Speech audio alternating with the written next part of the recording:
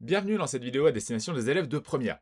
Aujourd'hui, je vous parle des nouveautés de cette année, à savoir l'épreuve anticipée de mathématiques qui a lieu à la fin de l'année de première. Et ce, pour toutes les classes. Alors, comment ça va se dérouler? Déjà, vous aurez 2 heures pour une épreuve qui sera comptée coefficient 2 dans votre moyenne au bac, exactement comme l'épreuve anticipée de français. Petit truc hyper important, la calculatrice, elle est interdite. Et ça va vous permettre de travailler la première partie de cette épreuve. La première partie, en fait, quel est le programme? Il est commun à toutes les classes de première. Vous pouvez trouver le programme sur Internet. Je vous ai fait des petites captures d'écran ici. Donc, on a déjà du calcul numérique et algébrique, tout ce qui va être en fait du calcul que vous faites depuis le collège jusqu'à la classe de seconde avec des petits trucs, il me semble, propres à la classe de première, mais très peu, parce que c'est un programme qui est commun à toutes les filières de première. Donc vous pouvez mettre pause et lire ce qui est marqué là ou aller voir sur internet. Il y a aussi, tout ce qui est calcul proportion, pourcentage, évolution et variation, les 2 étant quand même bien liés. Tout ce qui est fonction et représentation, notamment la capacité à lire sur un graphique certaines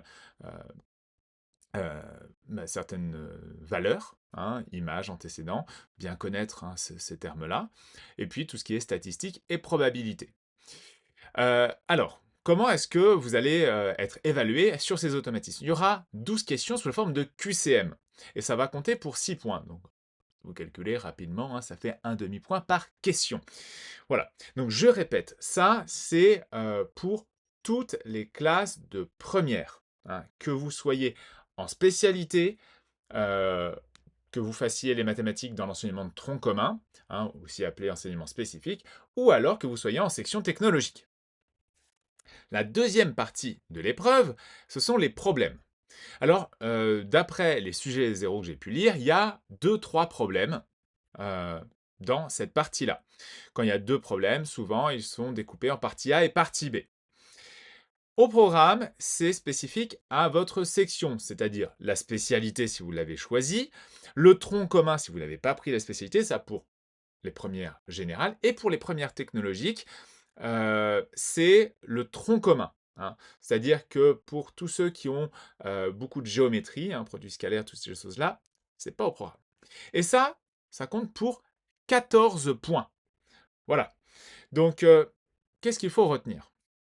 C'est que pendant toute l'année, il va falloir vraiment travailler ces automatismes. Vous n'aurez pas le droit à la calculatrice, donc tout ce qui est calcul mental, il va falloir être capable de le faire. C'est à vos professeurs, en début de cours, de vous proposer des activités rapides qui vous permettent de développer ces automatismes. Ce n'est pas quelque chose que l'on travaille du jour au lendemain. Ensuite, pour les problèmes, ce que j'ai pu lire, c'est que tout ce qui va nécessiter certaines valeurs, qui normalement nécessiterait la calculatrice, vous sera donné. Après, il y a des calculs, il faudra que vous les posiez. Donc, assurez-vous d'être capable de faire addition, soustraction, multiplication et division posée. Les trucs, oui, de l'école primaire. Il faut toujours le faire. C'est un impondérable. Voilà, si vous avez des questions, bien sûr, vous les mettez en commentaire, likez la vidéo, partagez-la pour tous vos camarades qui sont en première et puis aussi en seconde parce que eux, ils vont le manger l'année prochaine. Et puis abonnez-vous parce que dans quelques jours sortent mes premières vidéos pour la spécialité en première. Voilà!